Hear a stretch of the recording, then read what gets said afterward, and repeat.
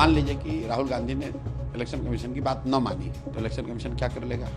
भाई, राहुल गांधी और election commission एक दूसरे के बारे में क्या कह रहे हैं ये इम्पोर्टेंट नहीं है। इम्पोर्टेंट ये है कि विपक्ष के नेता के तौर पर राहुल गांधी ने वोटर लिस्ट को लेकर जो मामले सामने रखे हैं देश के, उस पर इलेक्शन कमीशन बिंदुवार जवाब इलेक्शन कमीशन को देना चाहिए। वो चाहे फेक एड्रेस का हो, नए वोटर एडिशन का मामला हो, बजाय इसके कि उस पर जवाब दें। आप राहुल गांधी को कह रहे हैं माफी मांगो, ओथ के अंडर दो, ये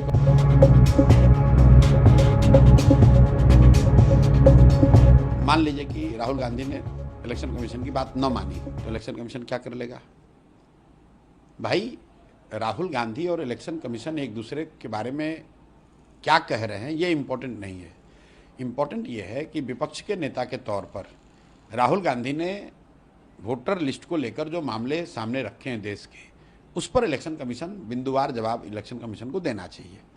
वो चाहे फेक एड्रेस का हो, नए वोटर एडिशन का मामला हो, बजाय इसके कि उस पर जवाब दें। आप राहुल गांधी को कह रहे हैं माफी मांगो, ओथ के अंडर दो, ये करो वो करो।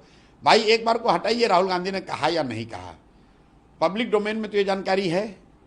इलेक्शन कमीशन स्वायत्त संस्था है।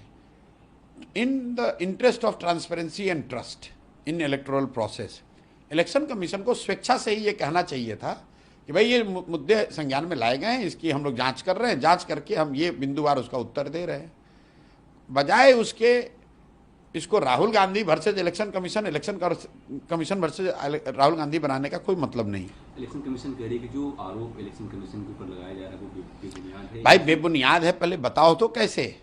ठीक है, मान लिया इलेक्शन कमीशन कह रही है कि ये बेबुनियाद है, तो कैसे बताइए। तो राहुल गांधी ने अपने प्रेस वार्ता में बताया कि कई होम एड्रेस जो है वो जीरो, उसके सामने जीरो लिखा है। तो ये सामान्य कई लोगों को समझ में आ रहा है कि भाई बिहार में, देश में कई घरों के जब एड्रेस हाउस नंबर नहीं होता है वहाँ पर एंट्री के लिए आपने जीरो डाल दिया, ये बात समझ में आ रही है। लेकिन ऐसे बीसियों बात और राहुल गांधी ने बताया है, उसको क्यों नहीं बता रहे हो आप? उस पर जवाब तो दो। वो सीसीटीवी फुटेज के बारे में कह रहे हैं कि कहीं ना कहीं महिलाओं के निजता का हनन होगा अगर मैं रिलीज करता हूँ तो। मेरे भाई, सीसी फुटेज कैमरे, आप डिजिटल डेटा क्यों नहीं अपलोड कर सकते हैं? डिजिटल डेटा क्यों नहीं अपलोड कर सकते हैं? ये प्राइवेसी का मामला बनाकर इलेक्शन कमीशन लोगों को बेवकूफ़ बनाने की कोशिश कर रहा है। आप बताइए कि फॉर्म 20 का डेटा, फॉर्म 19 का डेटा, फॉर्म 6 का डेटा अगर आप ऑनलाइन जारी करेंगे, उससे क्या प्राइवेसी का मामला हो जाएगा? भाई, वोटर लिस्ट तो उपलब्ध है ही ना पब्लिक डोमेन में, कौन कौन वोटर है ये तो पता ही है। उसको अगर आप मशीन रीडेबल फॉर्म में कर देंगे तो उससे क्या प्राइवेसी कॉम्प्रोमाइज हो जाएगी? अगर आपकी जानकारी पब्लिक के बारे में नहीं है कि फलाने व्यक्ति वोटर हैं या नहीं हैं, तो जानकारी देने में प्राइवेसी का मामला होगा ना। यहाँ पर तो आपने जानकारी दी है, लेकिन एक ऐसे फॉर्म में दी है जिससे कि उसको एनालाइज करने में, फॉलो करने में लोगों को दिक्कत हो रही है। अगर आप उसको डिजिटल फॉर्म में, मशीन रीडेबल फॉर्म में दे देंगे तो जो जानकारी उपलब्ध है उसको देखने समझने की क्षमता बढ़ जाएगी। इसमें प्राइवेसी का मामला कहाँ से है? कमीशन ने यह भी कहा कि एक भारत एक लोकतांत्रिक देश है, ऐसे में यहाँ के मतदाताओं को अपराधी कहना, वोट चोर कहना नहीं, अब मुझे नहीं लगता है कि, देखिए, मुझे नहीं लगता है कि राहुल गांधी ने वोटर को चोर कहा है। उन्होंने इलेक्शन कमीशन पर यह आरोप लगाया है। तो इलेक्शन कमीशन वोटर नहीं है, इलेक्शन कमीशन तो एजेंसी है जो वोटरों के से वोट मतदान कराने की उनकी जिम्मेवारी है। उन्होंने, राहुल गांधी ने, जहाँ तक मैं समझा हूँ, जो बात मैंने सुनी है, राहुल गांधी ने वोटर को चोर नहीं कहा है।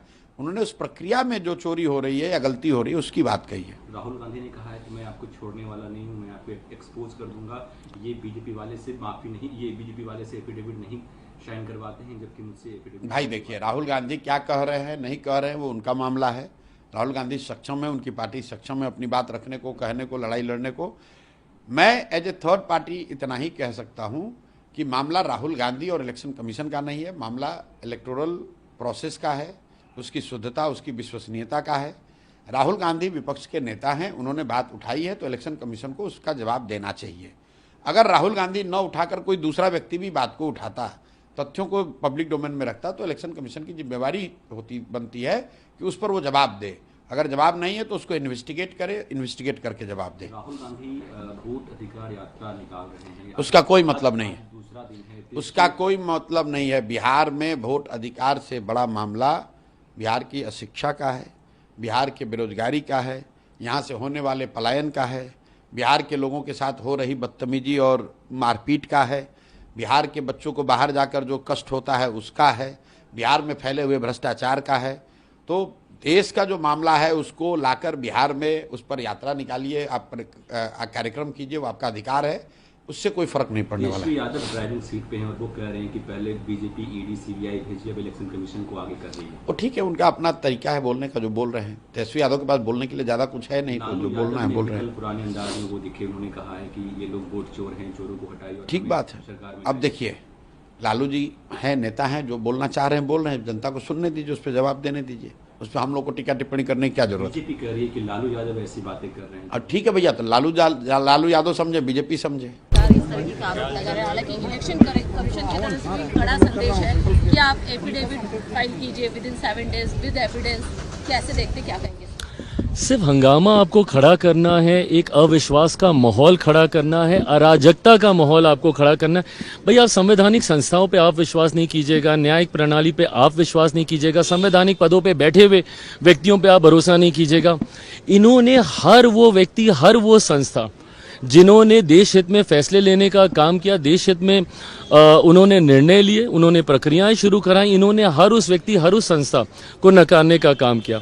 आज जिस उपराष्ट्रपति को लेकर इनके दिल दर्द जो इनके दिल में उठता है, ये वही हैं जिनके यहीं मकर द्वार पे, जिनका मजाक ये लोग उड़ाते थे, जिनकी मिमिक्री ये लोग करने का काम करते थे।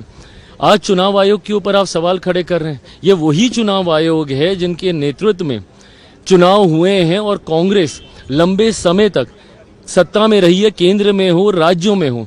भाई, जिस दिन आप पूरा पावर पॉइंट प्रेजेंटेशन आप अपना कर रहे थे और आप कर्नाटका का जिक्र कर रहे थे, अगर आपको याद ना हो तो कर्नाटका में आप ही की सरकार है और जिनकी धांधली आप दिखा रहे थे, इन्हीं वोटरों ने चुन के आपकी सरकार को वहां पे बनाया। आप अपनी भी सरकार के ऊपर आप सवाल खड़ा कर देते हैं। हकीकत है, चुनाव आयोग एक स्वतंत्र संवैधानिक संस्था है। आप क्यों गए थे इनके पास शिकायत करने? आप ही गए थे ना लोकसभा के बाद महाराष्ट्र। तो अभी तक आप लोग हम लोग को सुनाते हैं कि भैया वोटर लिस्ट में धांधली की वजह से हम लोग चुनाव जीते हैं, जबकि उसी समय झारखंड में चुनाव होता है, वो आप लोग जीत जाते हैं, तो उसके ऊपर सवाल नहीं उठता है।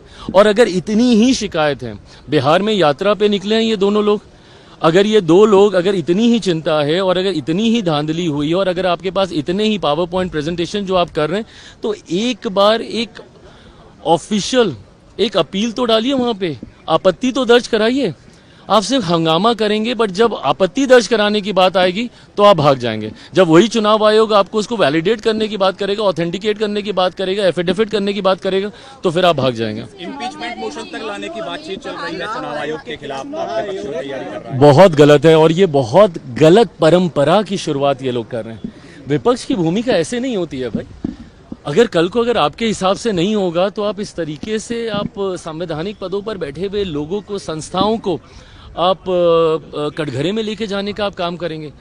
भाई, आपकी चिंताएं हो सकती हैं, बट उन चिंताओं को एड्रेस करने के तरीके हैं ना।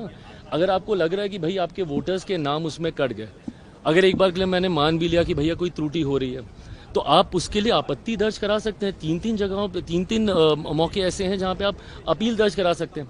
आपके बीएलए क्या कर रहे हैं भैया? बीएलओ पे अगर आपको विश्वास नहीं था तो आपके बीएलए क्या कर रहे हैं? और मुझे समझ के परे कि आप जब पार्लियामेंट नहीं चलने देते, इसमें सरकार का क्या लेना देना? ना हम लोग 3 में ना 13 में। आप चुनाव आयोग के पास आप गए, आपको चुनाव आयोग से शिकायत थी कि भाई धांधली हुई है, तो धांधली को रेक्टिफाई करने का यही तो प्रोसेस है, और कैसे किया जाएगा। बट जब उस प्रोसेस को अपनाया जाता है तो आप सड़क पे हंगामा कीजिएगा, सदन में आप हंगामा कीजिएगा, बट जहां पे औपचारिक ऑफिशियल आपत्ति दर्ज करानी है चुनाव आयोग के पास, वहां पे आप नहीं कीजिएगा। तो आपको सिर्फ अगर एक वॉकी क्रिएट करना है, अगर आपको सिर्फ एक अविश्वास का माहौल, और ये लोग विपक्ष करता रहा, पहले सीए को लेकर देश को जलाने का काम किया, पूरा लोकसभा का चुनाव झूठ बोलते गए कि भैया आरक्षण खत्म हो जाएगा, संविधान खत्म हो जाएगा। ये एक झूठ, और लोगों को डरा रहे हैं झूठ बोल बोल के।